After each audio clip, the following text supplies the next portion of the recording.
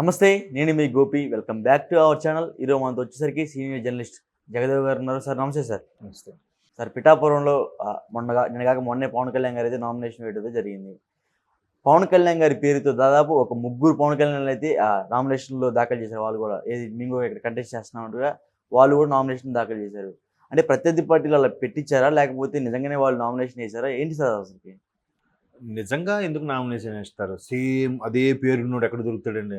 ఆ, ఆ పేరున్నోడు ఇంతవరకు పేరు వినబడలేదుగా. కొన్ని స్వతంత్ర అభ్యర్థిగా గానో లేదంటే ఒక పార్టీకి చెందినవాడు గానో ఎక్కడ వినలేదుగా. సో ఇవన్నీ కూడా మొదటి నుంచి కూడా మీరు అబ్జర్వ్ చేస్తే చంద్రబాబు గారిని ఎలాగో ఓడించలేరు. అది ఫిక్స్, పక్కన పెట్టండి. ఎవరి స్థానిక బలం వాళ్ళకు ఉంటుంది. మరి పవన్ కళ్యాణ్ మాత్రం ఎందుకు ఓడించాలనుకుంటున్నారో అది అర్థం కావట్లేదు. అంత కసి ఎందుకు ఆయన మీద నాకు అర్థం అవ్వట్లేదు. ఇప్పుడు పవన్ కళ్యాణ్ గారిని ఇంకా పని కట్టుకొని ఓడించాలనే కాన్సెప్ట్లో ఉన్నారు. అది కూడా ఎలా అంటే ముఖ్యంగా క్లియర్గా చంద్రబాబు గారిని, లోకేష్ గారిని, పవన్ కళ్యాణ్ గారిని దిగుబట్టాలని చూస్తున్నారు. అయితే వీళ్ళు ప్రత్యేకంగా లోకేష్ గారి మీద కూడా పవన్ కళ్యాణ్ గారి ఇద్దరిని మహిళల్ని పెట్టారు.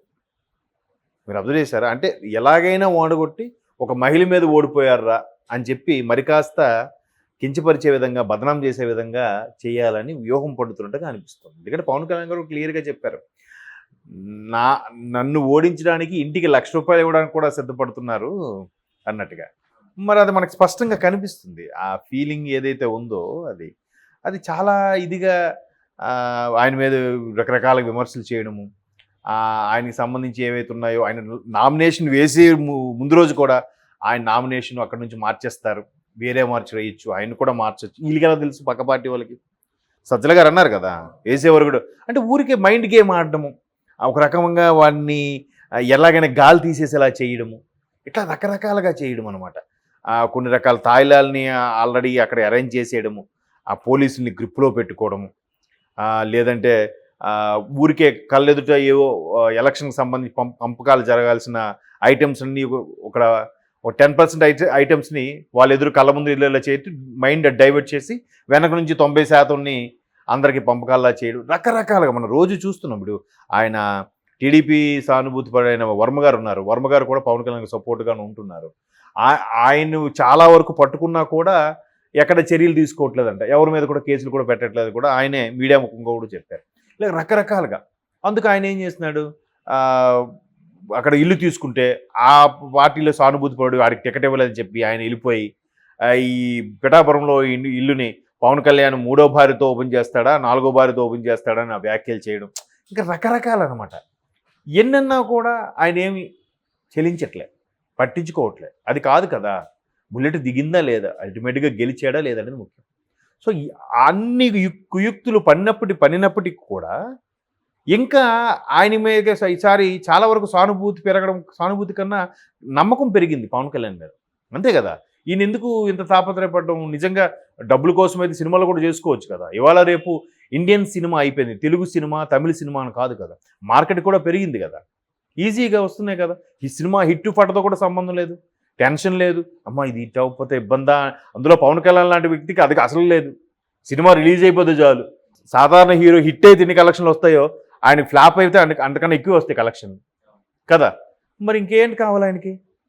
అది ఇప్పుడు కొద్దిగా ఆలోచించడం స్టార్ట్ చేశారు కాబట్టి 1,00,000 మెజార్టీ అని అంటున్నారు. కానీ వర్స్ట్ కేసులో 60,000-70,000 మెజార్టీ అని వస్తుందని కూడా అంటున్నారు. ఇవన్నీ ఒక రకమైన భయాందోళనకు గురి చేస్తున్నాయి ప్రతిపక్షం వాళ్ళకి. అప్పుడు ఏంటి పరిస్థితి? అందుకు ఇంకా కళ్యాణ్, కొణిదెల పవన్ కళ్యాణ్, కే కళ్యాణ్ అని ఒకడు, కానూరు కళ్యాణం, కొమ్మనూరు కళ్యాణం, కొమ్మాది కళ్యాణం, ఏదో రకరకాలు. అవును. మళ్ళీ అక్కడ గుర్తు కూడా ఎలా తెలుసా, చిన్న బకెట్ సింబల్, ఆ బకెట్ కూడా చిన్న సింబల్. లేదంటే బౌలు, ఇప్పుడు పింగాణి బౌల్ని మనం బ్లాక్ అండ్ వైట్లో డ్రా చేస్తే గ్లాసు అదే షేప్లో కనిపిస్తుంది, ఇది అదే షేప్లో కనిపిస్తుంది కదా. ఏజ్డ్ వాళ్ళు సరిగ్గా కనబడిన వాళ్ళు ఇది గ్లాసే అమ్మకుండా దానికి వేసేయాలని చూడండి, దానికి సిమిలర్గా ఉండే గుర్తుల్ని, సింబల్ని డిమాండ్ చేసి తీసుకోవడం. ఎందుకే అన్ని ప్రయత్నాలు, ఎందుకే అంత తాపత్రయం? అంటే ఇండైరెక్ట్గా మీరు ఓటమిని అంగీకరించినట్టే కదా. అంతే కదా, ఒక్క మనిషి కోసం ఇన్ని చేయాలా? ఇంకా ఏ నియోజకవర్గంలో కూడా ఇన్ని లేవు కదా, ఇక్కడే ఎందుకు అన్ని చేస్తున్నారు? అంటే ఒక్క పవన్ కళ్యాణ్ మీద ఎన్ని ప్లాన్స్ వేస్తున్నారో చూడండి. ఇప్పుడు కాపు సామాజిక వర్గము ఇంచుమించు 23% ఉంది. మిగతావన్నీ కూడా 2-3% ఉన్న వాళ్ళే రాష్ట్రాన్ని శాసిస్తున్నారు, ముఖ్యమంత్రులు అవుతున్నారు, మంత్రులు అవుతున్నారు, ఎంటర్ప్రీనర్స్ ఉన్న వాళ్ళే, బిజినెస్ మ్యాన్ వాళ్ళే, ఇండస్ట్రీలో వాళ్ళే ఉండి శాసిస్తున్నారు. 23% ఉన్న నుంచి మరి సరైన నాయకుడే లేడే. వచ్చాడు ఒకడు, ఉన్నాడు, మరి బలపరుచుకోవాలి కదా. అంటే కాసేపు కులం పరంగా, సామాజిక వర్గం పరంగా ఆలోచిస్తే ఇప్పుడు అదైనా చేయాలి కదా. కాబట్టి ఆ రకంగా సేమ్ పేర్లు ఉండే వాళ్ళని, సేమ్ గ్లాస్ సింబల్కి సిమిలర్గా ఉండే బౌల్స్ని, బకెట్ కూడా చిన్నది చేసి చూపిస్తే ఎలా కనిపిస్తుంది? గ్లాస్ షేప్లో కనబడదా? అంతే కదా. అట్లా చేసి రకరకాల వాటితో ఎలాగైనా ఓడించాలి అంటే ఆయన మిగతా ఎవరు గెలిచిన పర్లేదు ఆయన గెలవకూడదు అన్న కాన్సెప్ట్లోకి వెళ్ళిపోతున్నారు. అంటే మరి ఆయన గెలిచి అసెంబ్లీలో అడుగు పెడితే ఏంటి అంత భయము? ఏం జరుగుతుంది అంటే నెక్స్ట్ రాబోయే రోజుల్లో ఏం డెసిషన్ జరుగుతుంది వీళ్ళకి ముందే తెలుస్తుందా? ఆ భయంతో ఎన్ని రకాలుగా పవన్ కళ్యాణ్ గారికి చేస్తున్నారా అనేది అనిపిస్తుంది. ఒక విధంగా నిజమే కదా. ఒక్క మనిషికి ఎటువంటి ఒక ఎమ్మెల్యే కూడా లేని వ్యక్తికి ఇంతవరకు ఒక ఫ్యామిలీ ఆ పొలిటికల్ ఫ్యామిలీ బ్యాక్గ్రౌండ్ లేని వ్యక్తికి ఇంత భయపడి ఇది చేస్తున్నారంటే సంథింగ్ ఈజ్ దేర్, ఆయనలో ఏదో విశేషం ఉంది అంతే కదా. ఇంకోటండి, ఎన్ని చేసినా అది రాసి పెట్టున్నప్పుడు ఎవ్వడు తప్పించలేడు. ఇలాంటివి ఎన్ని పన్నినా, ఎన్ని కుయుక్తులు పన్నినా, ఎన్ని వ్యూహరచనలు చేసినా. కాబట్టి ఇవన్నీ నిజంగా ఇటువంటి వ్యూహరచనలు చేసే వాళ్ళకి కూడా మనం హ్యాట్స్ ఆఫ్ చెప్పచ్చు రాజకీయాల పరంగా. సేమ్ సింబల్ని పెట్టడం, సేమ్ పేరుని పెట్టడం భలే అనిపిస్తుంటాయి ఇవన్నీ. అది సజ్జల గారు అన్నారు కదా, వేసేవారు కూడా అంటే ఊరికే మైండ్ గేమ్ ఆడడము, ఒక రకంగా వాడిని ఎలాగైనా గాలి తీసేసేలా చేయడము, ఇట్లా రకరకాలుగా చేయడం అనమాట.